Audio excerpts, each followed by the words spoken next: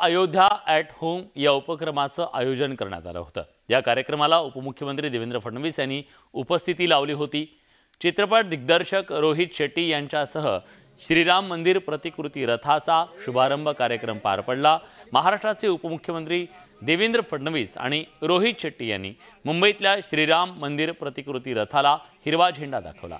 अयोध्येत 22 जानेवारीला राम मंदिराचं उद्घाटन होणार आहे। प्रत्येक व्यक्तीला तिथं जावंसं वाटतं, पण ते शक्य नाही।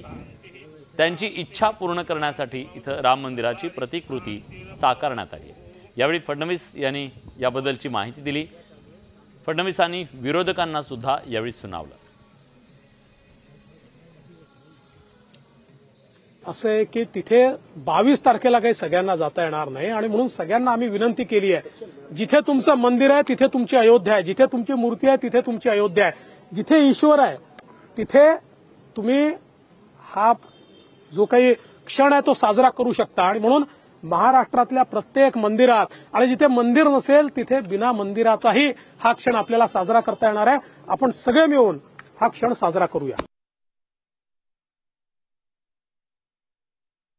भारतीय संस्कृतीवर लागलेला कलंक हा मिटलेला आहे आणि पुन्हा एकदा आपली अस्मिता प्रस्थापित करण्याचं हे काम आहे।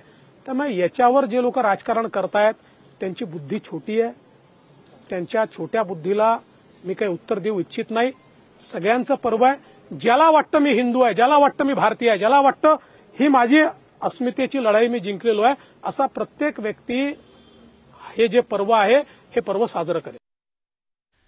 धारावी पुनर्विकासासाठी जोरदार तयारी सुरू झाली आहे। धारावी पुनर्विकास प्रकल्प प्रायव्हेट लिमिटेडनं जगविख्यात नियोजनकार आणि तज्ज्ञांना आपल्या महत्त्वाकांक्षी धारावी पुनर्विकास प्रकल्पात सहभागी